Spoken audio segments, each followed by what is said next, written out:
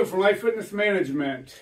Today, I'm looking forward to this conversation. I've been talking a lot about coaching, motivating, and discipline. And I happen to have at my disposal somebody who's made a profession for a long time doing all of those things. This is Toby. He's coming in. He's going to talk to me a little bit. I'm looking forward to hearing what he has to say on those topics and probably a lot of other stuff that we get into. Give me a little background on why I would want to talk to you about discipline, motivation. Well, I was a teacher for 15 years in the public school system, and during that 15 years, and a few years before that, I did a lot of coaching. I guess I coached in the system for 20 years in football, basketball, and baseball. Was blessed to be on a lot of state championship teams. We were able to win back-to-back championships in baseball. We were able to in basketball. We won one state championship and went to College Park and played Dunbar, who was ranked at number 14 in the country at the time, and they sort of we were undefeated at the time. And they sort of made us 25-1 in a hurry.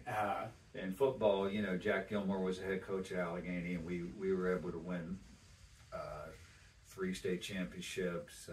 I was part of a staff with Jim Rafosco, I've taken a lot of the things that I teach and put in my coaching from Jim Rafosco.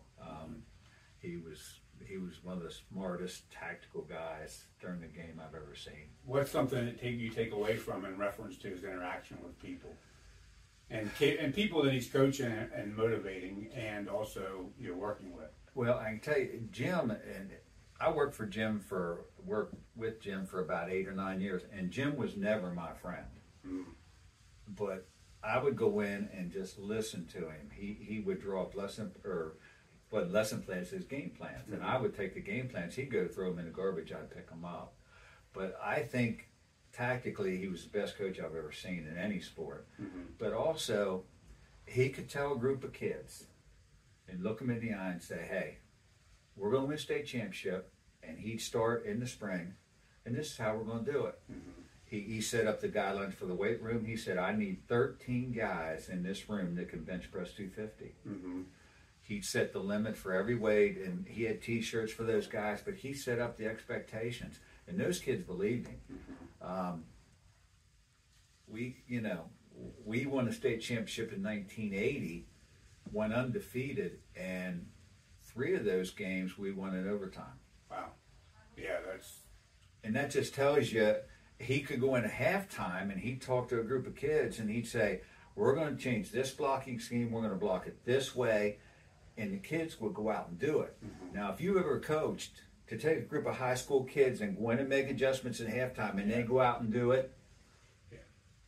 So that's groundwork laid, and I have done coaching, and I coach every day, honestly, and it was one of the reasons I wanted to talk to you specifically because, you know, we stepping away from the sport and talking about coaching people in health and fitness, but it's a parallel. You know, we have a lot of clients. I actually had Greg Ortman, the golf pro, sat down with me a couple weeks ago. We chatted a little bit. But, you know, talking about motivating people and motivating people to be healthy is difficult to do, right? It's hard to do that. But honestly, motivating and coaching only gets you so far. Like you can have that inspirational halftime conversation, but if you don't lay the groundwork and you don't have the kids who are disciplined, did all the work prior to, and that's one of the reasons why I wanted to talk to you, because I know, you know, jumping around in topics a little bit, you started into a game that's pretty frustrating, right? You just started golfing pretty regular lately, This is my 3rd year of golfing. So that's very, very young in the golf world because years and years. But the reason I bring it up is whenever I know in reference to what you do and how you go about motivation and how you go about, but more importantly, how you go about with discipline, I see you in here hitting balls. How many balls you hit? Probably 100 a day. Yeah. So, recognizing that you have to do those things consistently over and over again is really important. But I also, bringing kind of it into the health and fitness topic, I also know you take a pretty good bit of pride in how you appear, look-wise, physically, and taking care of your health. What's a workout for Toby look like? Well, as I've aged, I've changed my workouts. Mm-hmm. I think at one time I was probably doing consistently 5 days a week. Mm-hmm. And when I was younger, when I was in my 30s and my 40s, and then in my 50s, I started to realize that you have to listen to your body. Mm-hmm. And listening to my body is when you get up in the morning, how do you feel? Now, anybody that's going to start on a routine, those first 2 weeks are going to be difficult. You're going to get out of bed and you're going to feel like somebody beat you up every day. Right. But the thing I tell people, and I even talk to people in here because I've been here long enough. Yeah. How many years you been here?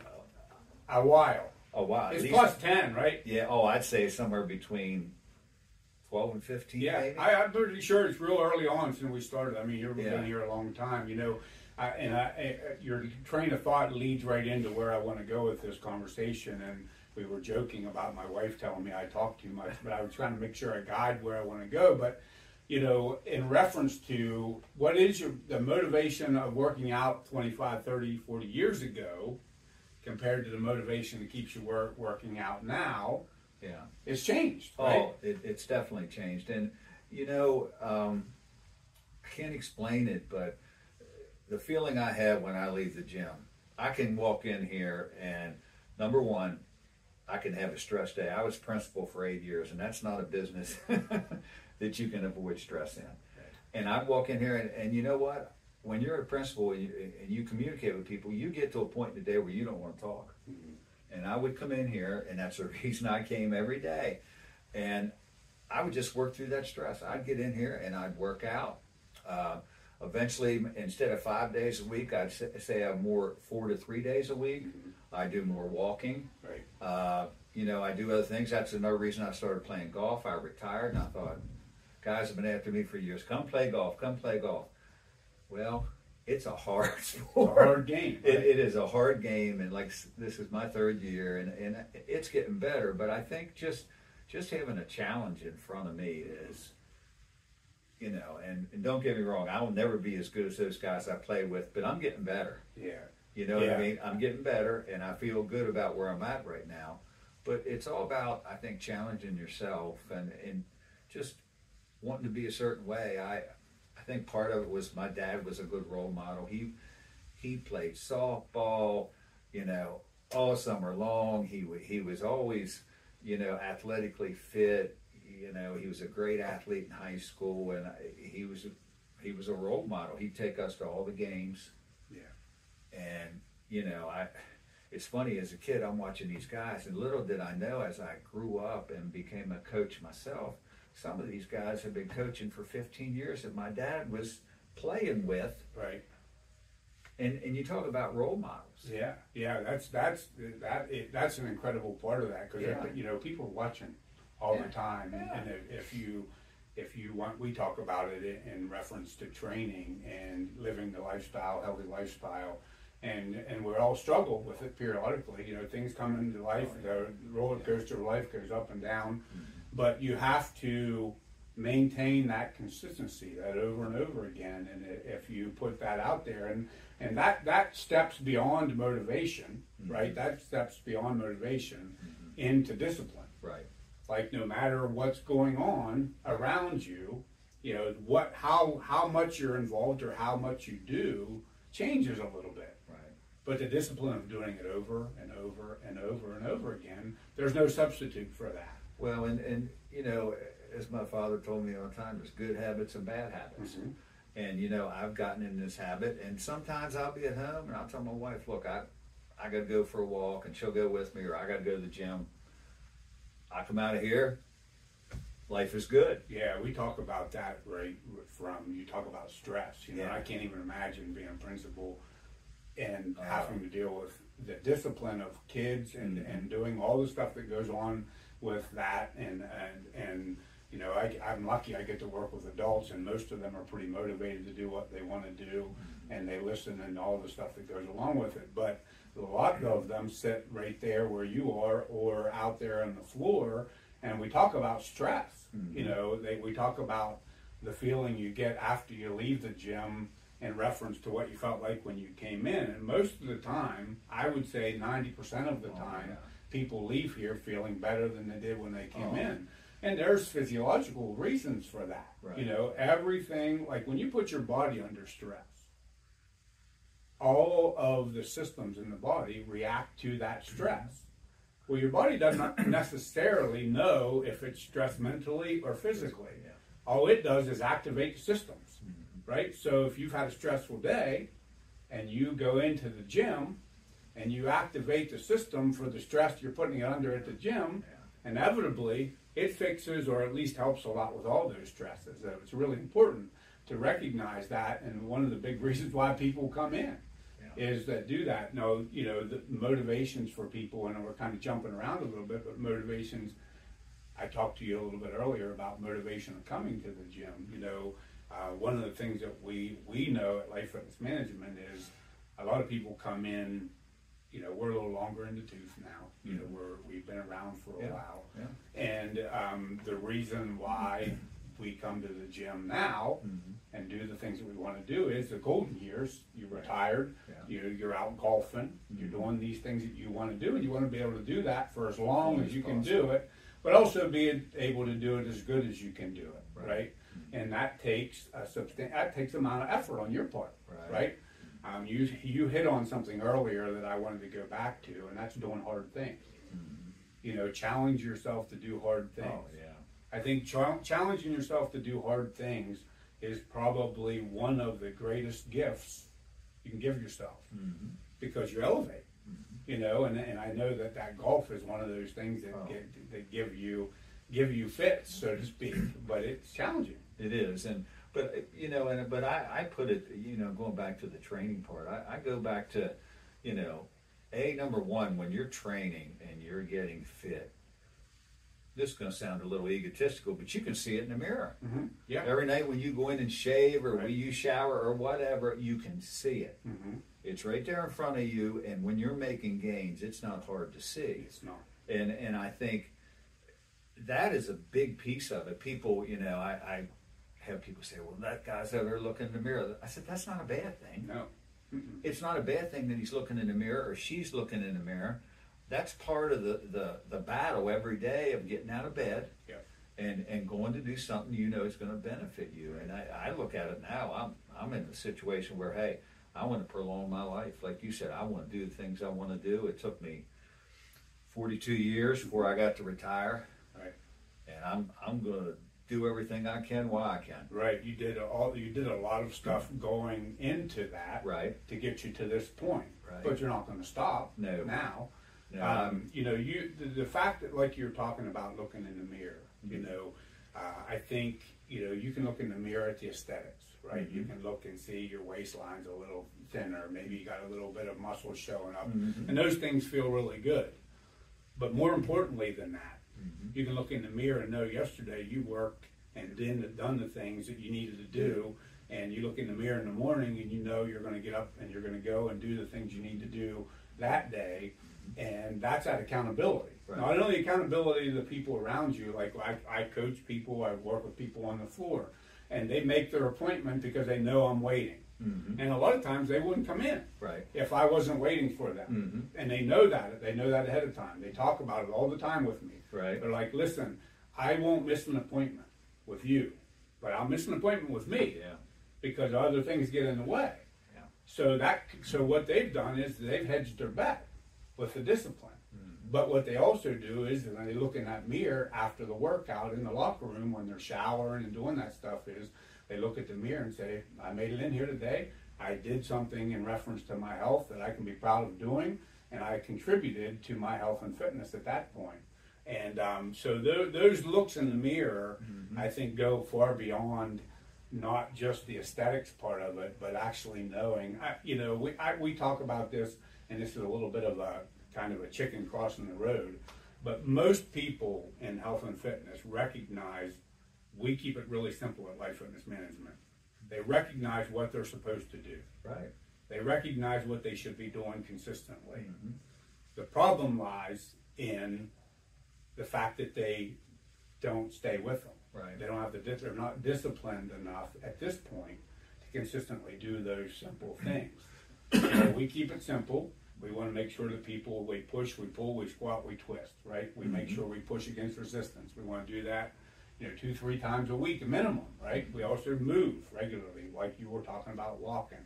All of those things we know are beneficial. We have to teach people very few things here.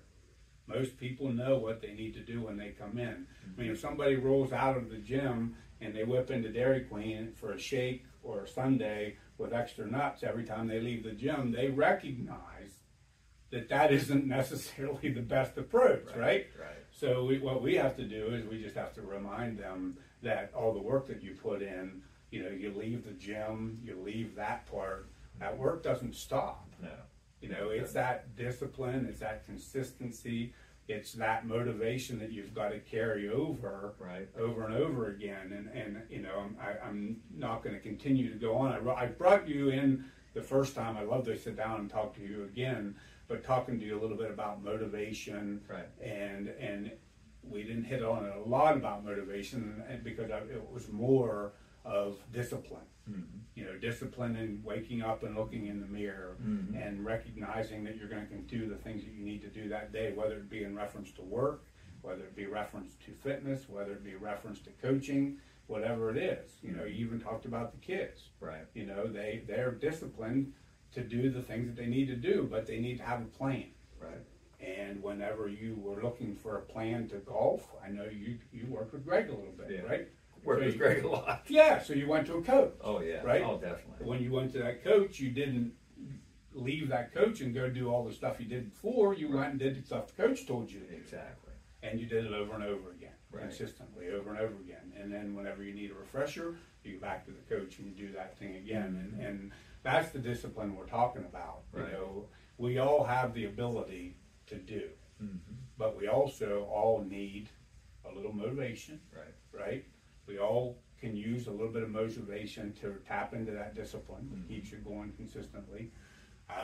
And you've been doing the workout thing, the exercise thing for how many years? You want to tell? How many years? Well, it actually started when I was really to get into it when I was about 35. Okay.